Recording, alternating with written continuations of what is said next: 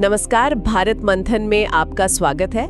आज हम जनवरी और फरवरी 2025 की कुछ चुनिंदा और महत्वपूर्ण घटनाओं पर एक गहरी नजर डालेंगे। राष्ट्रीय, रक्षा, तकनीक और सांस्कृतिक हलचल, मतलब सब कुछ शामिल करने की कोशिश करेंगे। बिल्कुल, कोशिश यही रहेगी कि इन 2 महीनों की जो मुख्य बातें हैं और उनके मायने क्या हैं उन्हें समझें, ताकि एक बड़ी तस्वीर सामने आ सके। तो चलिए जनवरी से शुरू करते हैं। राष्ट्रीय स्तर पर देखें तो 2 बड़े कार्यक्रम ध्यान खींचते हैं। एक भारत श्रेष्ठ भारत के तहत युवा संगम का 4था चरण। हाँ, वो युवाओं को जोड़ने वाला। जी, और दिल्ली में भारत पर्व। क्या ये सिर्फ सांस्कृतिक कार्यक्रम ही है या इनका कोई गहरा मकसद भी है? देखिए, है तो ये सांस्कृतिक कार्यक्रम ही, पर मकसद गहरा है। युवा संगम जैसे कार्यक्रम वो अलग अलग राज्यों के युवाओं को मिलाते हैं, एक दूसरे की संस्कृति को करीब से जानने का मौका देते हैं। अच्छा। और भारत पर्व जो गणतंत्र दिवस के आसपास होता है, वो तो पूरे देश की कला, खान पान, संस्कृति की एक झलक पेश करता है दिल्ली में। तो मकसद सिर्फ जश्न नहीं, बल्कि वो जो राष्ट्रीय एकता की भावना है ना, उसे जमीनी स्तर पर मजबूत करना है। इसमें आप देखेंगे तो कई मंत्रालय शामिल होते हैं, पर्यटन, रेलवे, संस्कृति। ये दिखाता है कि ये एक सोचा समझा व्यापक प्रयास है। समझा। अच्छा, रक्षा क्षेत्र की बात करें तो जनवरी में भारत और मिस्र के बीच पहला संयुक्त सैन्य अभ्यास साइक्लोन 1 हुआ। जी, राजस्थान में। हाँ, और सेना के लिए AI आधारित भीष्म सिस्टम भी सामने आया। ये भीष्म, ये आखिर है क्या चीज? हाँ, देखिए, साइक्लोन 1 तो मिस्र के साथ रक्षा सहयोग में एक नया अध्याय है, पहला अभ्यास था ये। पहला। और इसमें फोकस था शहरी युद्ध और आतंकवाद विरोधी अभियानों की तकनीक पर। और जहां तक भीष्म की बात है तो ये एक AI बेस्ड सिस्टम है। पूरा नाम है battlefield intelligence and surveillance holistic management application. मतलब ये दिखाता है कि हमारी सेना कैसे आर्टिफिशियल इंटेलिजेंस का इस्तेमाल कर रही है। अच्छा, मतलब कैसे?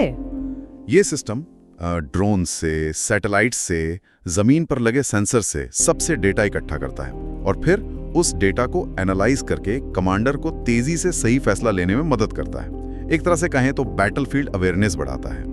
वाह, ये तो काफी एडवांस लगता है। अच्छा, भविष्य की तरफ देखें तो नीति आयोग ने विकसित भारत एट 2047 का विजन डॉक्यूमेंट जारी किया। हाँ, वो लंबा विजन। और भारत अमेरिका के बीच ICET की भी समीक्षा हुई। ये दोनों किस दिशा में इशारा कर रहे हैं? विकसित भारत एट 2047 तो जैसा नाम से ही जाहिर है, 2047 आजादी के 100 साल पूरे होने तक भारत को एक विकसित देश बनाने का एक विस्तृत रोड मैप है। इसमें अर्थव्यवस्था, गवर्नेंस, पर्यावरण, मतलब हर पहलू शामिल है। और ICET यानी initiative on critical and emerging technologies, ये भारत अमेरिका के बीच बहुत महत्वपूर्ण पहल है। ये दिखाता है कि Bharat AI, quantum computing, space, defence जैसी जो अत्याधुनिक तकनीकें हैं उनमें अमेरिका जैसी बड़ी शक्तियों के साथ मिलकर काम करने को कितना महत्व दे रहा है। ये सिर्फ बातचीत नहीं बल्कि ठोस सहयोग की दिशा में कदम है। ठीक है, अब आते हैं फरवरी पर। ऐसा लगता है ये महीना रक्षा अभ्यासों से भरा रहा। ट्रोपेक्स, धर्म गार्जियन, ये सब क्या दर्शाते हैं? बिल्कुल, फरवरी में काफी एक्शन रहा। ट्रोपेक्स 2025 ये तो भारतीय नौसेना का सबसे बड़ा अभ्यास होता है। सबसे बड़ा? हाँ, हिंद महासागर क्षेत्र में हमारी समुद्री तैयारी को परखने के लिए। और इसमें सिर्फ नौसेना नहीं, सेना और वायुसेना भी शामिल होती हैं। एक तरह से जॉइंट ऑपरेशन की तैयारी। वहीं धर्म गार्जियन ये जापान के साथ होता है। इस बार जापान में हुआ। अच्छा। इसमें फोकस शहरी युद्ध की रणनीति में आपसी तालमेल बढ़ाने पर था। भारत ने मालदीव के साथ उत्तराखंड में एक्वेरिन अभ्यास किया। जी, एक्वेरिन। ये भी तंत्रकार विरोधी अभियानों पर ही केंद्रित था। और HAL ने अपने ट्रेनिंग जेट HJT-36 सितारा का नाम बदलकर यशस रखा। हाँ, यशस, ये स्वदेशी ट्रेनर एयरक्राफ्ट है। रक्षा मंत्रालय ने पिनाका रॉकेट लॉन्चर सिस्टम के लिए भी बड़े सौदे किए। हाँ, पिनाका MRLS के लिए करीब 10,000 करोड़ से ज्यादा के गोला बारूद के सौदे हुए। और अमेरिका के साथ वो स्ट्राइकर लड़ाकू वाहनों पर भी बात आगे बढ़ी है। इसी तरह भारत और मिस्र की स्पेशल फोर्सेस ने राजस्थान में अभ्यास साइक्लोन का 3रा संस्करण भी किया। हाँ, ये साइक्लोन अभ्यास का 3रा एडिशन था। भारत ने इंडोनेशिया में बहुपक्षीय नौसेना अभ्यास कोमोडो में भी हिस्सा लिया। जी, कोमोडो। DRDO ने भी एक मिसाइल का परीक्षण किया, VSORADS। हाँ, very short range air defence system. ये कम ऊंचाई वाले हवाई खतरों जैसे ड्रोन वगैरह से निपटने के लिए है। इसका सफल परीक्षण हुआ। एक और जहाज INS तमाल कमीशनिंग के लिए तैयार है। हाँ, ये रूस से आयातित तलवार क्लास का आखिरी युद्धपोत है। और डीआरडीओ और नौसेना ने एक हवा से लॉन्च होने वाली एंटी-शिप मिसाइल NAS-SR का भी परीक्षण किया। जी, NAS-SR, naval anti ship missile short range. इसकी खास बात है मैन इन लूप सुविधा। मैन इन लूप, इसका क्या मतलब है? मतलब लॉन्च करने के बाद भी ऑपरेटर मिसाइल के टारगेट को बदल सकता है या उसे गाइड कर सकता है। ये भारत की पहली ऐसी मिसाइल है। अच्छा, ये तो काफी एडवांस है। अब राष्ट्रीय स्तर पर कुछ और योजनाओं की बात करते हैं। तो 70 साल से ऊपर के सभी नागरिकों को आयुष्मान भारत PMJAY योजना का लाभ मिलने लगा।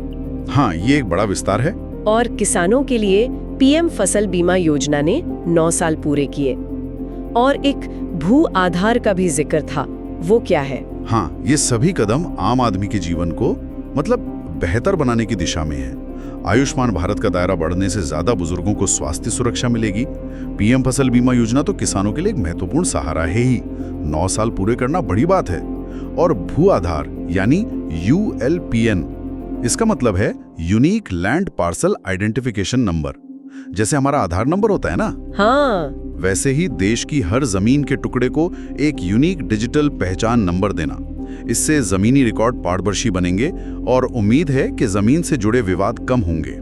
डिजिटलीकरण की तरफ एक बड़ा कदम है ये। समझा। बजट में PM धन धान्य कृषि योजना की घोषणा हुई। हाँ, ये योजना उन कृषि जिलों पर फोकस करेगी जहां उत्पादकता कम है। भारत का पहला मानवयुक्त गहरा समुद्री मिशन समुद्रयान, उसके सबमर्सिबल मत्स्य 6000 का परीक्षण भी शुरू हुआ। हाँ, ये भारत की समुद्री खोज क्षमताओं के लिए बहुत अहम है। 6000 मीटर की गहराई तक जाने की क्षमता है इसमें। पांडुलिपियों के संरक्षण के लिए ज्ञान भारतम मिशन भी लॉन्च हुआ। जी, हमारी पुरानी पांडुलिपियों को डिजिटाइज और संरक्षित करने के लिए। बायोटेक्नोलॉजी विभाग DBT ने भी कुछ लॉन्च किया, गार्भिणी दृष्टि डैशबोर्ड। हाँ, ये मात्र स्वास्थ्य डेटा के लिए है। और दक्षिण एशिया की पहली फैरेट रिसर्च फैसिलिटी भी उन्होंने लॉन्च की। ऊर्जा संरक्षण के लिए साक्षम 24-25 अभियान शुरू हुआ। जी, पेट्रोलियम मंत्रालय का यह अभियान ऊर्जा बचाने के लिए जागरूकता फैलाता है। पुणे नमस्ते योजना लागू करने वाला पहला शहर बना। ये मैला ढोने की प्रथा से जुड़ा है। बिल्कुल, इसका मकसद है सीवर और सेप्टिक टैंक की सफाई को पूरी तरह मैकेनाइज करना और मैला ढोने की प्रथा को खत्म करना। गेमिंग उद्योग को बढ़ावा देने के लिए भारत टेक ट्रायम्फ कार्यक्रम। हाँ, ये गेमिंग और एनिमेशन सेक्टर को प्रमोट करने के लिए था। भूमि रिकॉर्ड का आधुनिकीकरण DILRMP और भू आधार यानी ULPN, इसमें भी तेजी आई। ये जमीनी रिकॉर्ड को डिजिटल और यूनिक बनाने की बहुत महत्वपूर्ण पहल है। PM फसल बीमा योजना ने 9 साल पूरे किए। और बंदरगाहों के मानकीकरण के लिए वन नेशन वन पोर्ट पहल शुरू हुई। हाँ, पोर्ट्स पर प्रक्रियाओं को स्टैंडर्डाइज करने के लिए। और रक्षा मंत्रालय ने एक हिंदी पत्रिका सशक्त भारत भी लॉन्च की। अब जरा विज्ञान की दुनिया में चलते हैं। 28 फरवरी को राष्ट्रीय विज्ञान दिवस मनाया गया। हाँ, CV रमन की याद में। और टेक वर्ल्ड में Amazon ने अपना क्वांटम चिप ऑसिलॉट लॉन्च किया। Amazon ने ऑसिलॉट और माइक्रोसॉफ्ट ने Majorana 1 quantum computing chips launch किए। ये क्वांटम कंप्यूटिंग क्या बला है, थोड़ा आसान भाषा में बताएंगे? हाँ, बला तो नहीं, पर हाँ, भविष्य की तकनीक जरूर है। समझिए कि क्वांटम कंप्यूटिंग आज के जो सबसे तेज सुपर कंप्यूटर है ना, उनसे भी कहीं ज्यादा, मतलब कई गुना तेजी से कुछ खास तरह की जटिल समस्याओं को हल कर सकती है। जैसे नई दवाएं खोजना, नए मटेरियल्स बनाना या बहुत जटिल फाइनेंशियल मॉडलिंग करना। तो Amazon का ऑसिलॉट और माइक्रोसॉफ्ट का मेजराना 1 ये इसी वैश्विक होड़ में बड़े अहम कदम हैं। और भारत में भी AI का इस्तेमाल बढ़ रहा है। अच्छा, आपने सुना होगा ओडिशा के सिमलीपाल टाइगर रिजर्व में, हाँ, वो बाघों के लिए जी, अवैध शिकार रोकने के लिए ट्रेल गार्ड AI कैमरे लगाए गए हैं। ये AI की मदद से संदिग्ध गतिविधि को पहचान कर तुरंत अलर्ट भेजते हैं। कमाल है। और सुप्रीम कोर्ट भी AI इस्तेमाल कर रहा है। अच्छा, कानूनी रिसर्च के लिए सुपेस और अनुवाद के लिए सुबास। जी हाँ, बिल्कुल, सुप्रीम कोर्ट कानूनी रिसर्च में जजों की मदद के लिए सुपेस और कोर्ट के फैसलों का क्षेत्रीय भाषाओं में अनुवाद करने के लिए सुवास जैसे AI टूल अपना रहा है। तो आप देखिए AI कैसे वन्यजीव संरक्षण से लेकर न्याय प्रणाली तक हर क्षेत्र में बदलाव लाने की क्षमता रखता है। सही बात है। अंतर्राष्ट्रीय स्तर पर क्या खास रहा फरवरी में? भारत अगले AI एक्शन समिट की मेजबानी करेगा। जी। और भारत कतर के बीच व्यापार और निवेश को लेकर महत्वपूर्ण समझौते हुए, जिसमें वो 20 साल की LNG डील भी शामिल है। हाँ, ये दोनों बातें अहम हैं। AI एक्शन समिट की मेजबानी मिलना ये दिखाता है कि AI के क्षेत्र में भारत की भूमिका को दुनिया पहचान रही है। और कतर के साथ 20 साल की LNG डील ये हमारी ऊर्जा सुरक्षा के लिए बहुत ही महत्वपूर्ण है। लंबे समय तक गैस सप्लाई सुनिश्चित होगी। लेकिन एक चिंताजनक खबर भी थी, वो डंकी रूट से अवैध रूप से अमेरिका गए भारतीयों की वापसी। हाँ, वो दुखद पहलू है। ये डंकी रूट वाली घटनाएं अवैध प्रवासन के जो मानवीय त्रासदी हैं और जो कानूनी जटिलताएं हैं उनको उजागर करती हैं। ये एक गंभीर मुद्दा है। बिल्कुल। भ्रष्टाचार बोध सूचकांक 2024 में भारत 96वें स्थान पर रहा। हाँ, ये रैंकिंग थोड़ी चिंताजनक है। ट्रांसपेरेंसी इंटरनेशनल ये जारी करता है। UAE ने पर्यावरण विशेषज्ञों के लिए ब्लू वीजा लॉन्च किया। हाँ, ये पर्यावरण संरक्षण में योगदान देने वालों को आकर्षित करने के लिए है। पर्यावरण के क्षेत्र में सुप्रीम कोर्ट ने पवित्र उपवनों यानी सेक्रेड ग्रोव्स के राष्ट्रव्यापी सर्वेक्षण का आदेश दिया। हाँ, ये बहुत जरूरी कदम है इन खास वनों को बचाने के लिए। ओडिशा के सिमलीपाल टाइगर रिजर्व में ट्रेल गार्ड AI कैमरों से अवैध शिकार में कमी आई। ये टेक्नोलॉजी का एक और अच्छा उदाहरण है। AI कैमरे शिकारियों की पहचान में मदद कर रहे हैं। गुजरात के गुनेरी गांव को राज्य का पहला जैव विविधता विरासत स्थल घोषित किया गया। जी, ये बायोडायवर्सिटी हॉटस्पॉट्स को संरक्षित करने की दिशा में एक कदम है। संस्कृति और खेल, खजुराहो नृत्य महोत्सव का 51वां संस्करण हुआ। जी, बहुत प्रतिष्ठित महोत्सव है ये। अंत में कुछ व्यक्तिगत उपलब्धियां और सांस्कृतिक समाचार।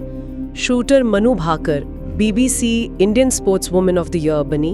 बहुत बढ़िया।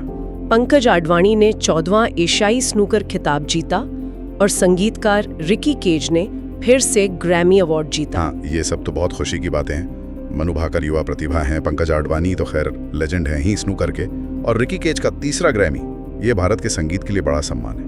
पर साथ ही 2 दुखद खबरें भी थीं। जानी मानी लोक गायिका सुक्री बोमगौड़ा जी और महान ओडिसी नृत्य गुरु मायाधर राउत जी का निधन हो गया। हाँ, ये हमारी सांस्कृतिक विरासत के लिए वाकई एक बड़ी क्षति है। इन महान कलाकारों का योगदान हमेशा याद रखा जाएगा। वाकई। इसके अलावा भारत म्यांमार सीमा पर संशोधित मुक्त आवाजाही व्यवस्था FMR लागू की गई। जी, सीमा प्रबंधन को लेकर ये बदलाव हुआ और 21 फरवरी को अंतर्राष्ट्रीय मातृभाषा दिवस मनाया गया। और पश्चिम बंगाल तट पर सागर कवच तटीय सुरक्षा अभ्यास भी हुआ। हाँ, कोस्टल सिक्योरिटी को मजबूत करने के लिए।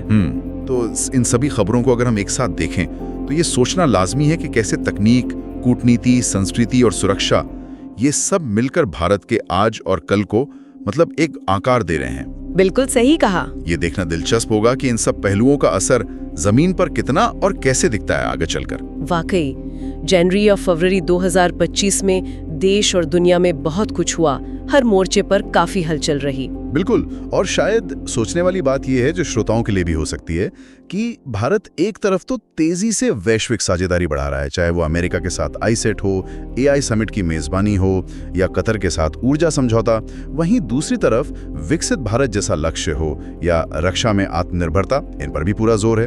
तो भविष्य में ये दोनों रास्ते मतलब वैश्विक जुड़ाव और आत्मनिर्भरता ये एक दूसरे को कैसे साधेंगे, कैसे प्रभावित करेंगे, ये देखना दिलचस्प होगा। सुनने के लिए धन्यवाद। ऐसे और दिलचस्प ज्ञानवर्धक सत्रों के लिए जहां आप चीजों को और आसान भाषा में सीखते हैं, कृपया लाइक, शेयर या कमेंट करें।